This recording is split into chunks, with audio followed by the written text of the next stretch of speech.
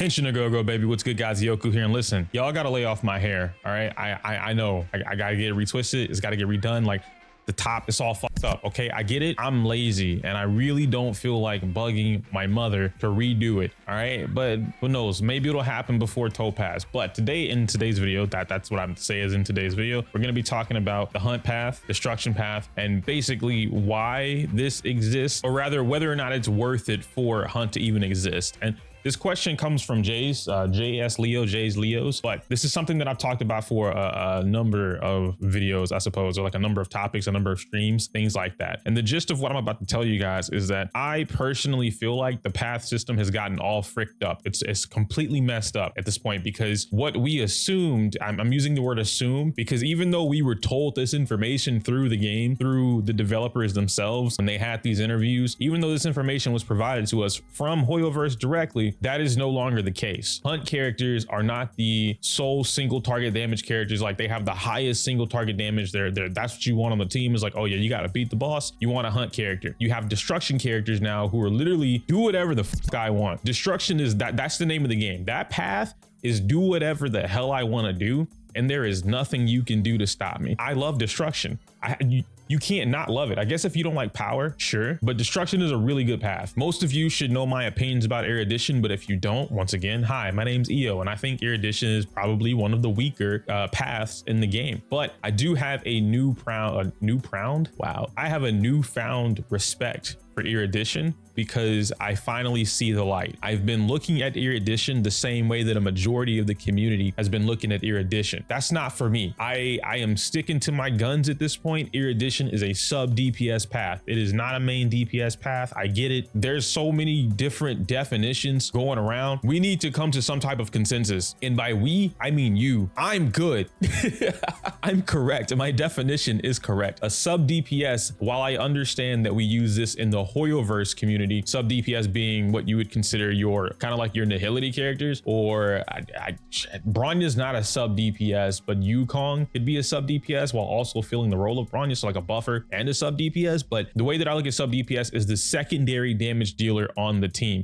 It doesn't mean that they're like, oh yeah, well, they just auto become the secondary damage dealer because there's nobody else on it. No. A sub DPS is quite literally a second main DPS, right? So you have your main DPS, and then you have another DPS character who is supposed to be doing adequate, if not similar damage to your main DPS character. In Genshin Impact, it works differently because one character can be on the field at one time. So you end up having off-field damage, or your sub DPS becomes like your off-fielder, or while your main DPS is on cooldown. Let's take Child, for instance, and I'm gonna mess this rotation up, so I'm not even gonna talk about rotations. Child has a skill in the game where Child does like the slash, the water slashes. And so a correct Child, a good Child player, good Child main, that's Tartaglia mains, know when to turn off his skill so that the cooldown is not as long. But in the event that you don't do that, you have like a 90 million second cooldown. And so you switch to a new DPS character who is going to replace the damage that Tartaglia cannot do in that moment in time. That is more appropriate inside of Genshin Impact for a sub DPS like Xing Shui Xing Shou, the blue-haired boy. In Star Rail, that's not really the case. In Star Rail, you have 4 characters on a team at any given time. Again, very similar to Pokemon. We can use this in VGC terms. VGC, I have 2 Pokemon on the field at all times, unless my entire team is dead and there's one left. They all have their own roles. So a main DPS and a sub DPS, your secondary damage dealer, can exist at one time. All of that said, the path system implementing what these characters should or should not do now dictates how we look at them, what they should do, or rather what they shouldn't be allowed to do. The general gist of everything coming into what I'm talking about here is that I feel like there's not a true hunt path character right now, and except maybe Sushong. Sushong might be the only one that's probably a true hunt path character. Dan Heng, not Imbibitor Lunae, like regular Dan Heng. He's a hunt path character. He's the first one you get. He's wind. He's cool. He works for what he does, but most of the hunt characters that we have some type of advanced forward mechanic or a turn negating mechanic. It's something that prevents the enemy from getting their turn. An advanced forward means that, you know, Bronya, right? Or Seele, whenever you use Seele's skill, she gets a little bit more of the advanced forward. It gets more speed increase. When she gets Resurgence, boom, it shoots her up immediately. She gets to go right again. They have things in their kit that allow them to abuse the turn system or the turn mechanic. Sushong has it too with her skill, ult skill. You're left with Yang Xing, Yangxing, to my knowledge, doesn't have that, but Yangxing has the turn negating, which is freeze. If I freeze you, you don't get your turn. And if I freeze you again and I'm faster, you don't get your turn. So there's a couple different things that work in the Hunt's favor that I don't believe Destruction has. Destruction just blows your back out. You're dead. So whatever you were going to negate with that particular Hunt character, 9 times out of 10, Destruction will just obliterate them so that it doesn't exist. If you can eradicate the problem before the problem becomes a problem, there's no problem. Seele's not a real Hunt character. We can kind of shoot that for what it is, right? I think Seele is, I don't know what to call her. Or here's how I feel about Seele. She is a Hunt character, and all other Hunt characters should follow a similar function to how she works. Resurgence path. Everybody doesn't need a resurgence. I don't want someone to think that, but just the strength of it, right? The advanced forward mechanic, being able to turn negate something that disobeys the laws of the game, the mechanics of the game. I think Hunt characters with their single target direction, the damage, the output, whatever, they should have some type of law disobeying function. On the other end of that, if they don't, then Seele is the outlier. She's the one that is a part of the Hunt path, but she's not really a Hunt character. So it makes it like a really weird 50-50 kind of thing. Topaz, I love Topaz's mechanics. We talked about this in yesterday's video. A lot of you guys commented on something that I said in that video as well. And the fact that like Topaz is going to bring a unique combat system or a unique team building structure to the game. I love that. Absolutely wonderful. Cannot wait for her to be able to do a lot of the follow-up attack stuff, but she's not going to be considered like the hyper carry. So Topaz not being the hyper carry, but also having the follow-up attacks, and we won't negate her damage, right? She spits out damage like crazy, but it's not so much that it's like on Seele's level, if you will. But I think she enables more characters. But now you get into the whole thing of like, okay, what other Hunt characters enable another character to do more damage than them?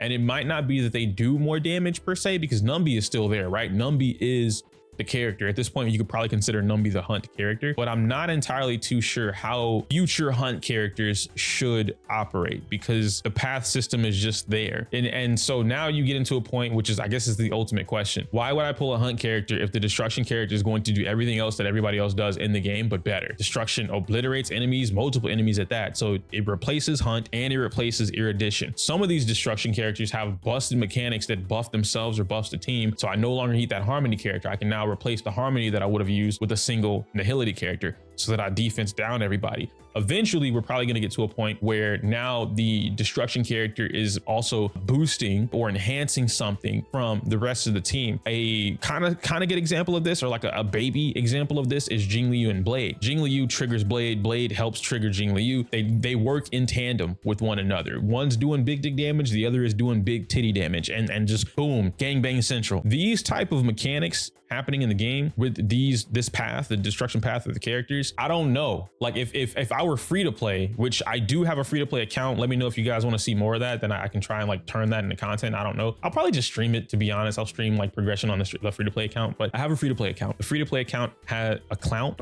The free to play account has Jingliu, and I'm preparing it for Topaz. I was going to pull Jingliu because I missed out on Blade and I didn't want to pull Imagine Dragon. So I said, okay, I'm going to get Jingliu for my secondary DPS character, but then I lost the 50-50 to Fu Xuan and they ended up giving me Clara. So it also has Yangxing. At this point, I don't really need Jingliu. Not that I don't want her. She's a powerhouse of a character, but I'm in favor that I really want that character plus her light cone. And I don't think I'm going to get that luck on that account. So I'm saving it up so that when Topaz comes out, I can get Topaz and hopefully also get her light cone as well with enough of the stuff. If not, that account probably just won't be free to play anymore, but it is what it is. The main gist of this is that when I'm looking at this account and I'm looking at like how to improve it, some things have to just be set in stone. If you were to come into my comment section and we had this discussion and you said, well, Hunt can be improved on, Erudition can be improved on, they just need better supports, they just need a better relic set. Okay, if you buff them, you indirectly buff Destruction units. Like, does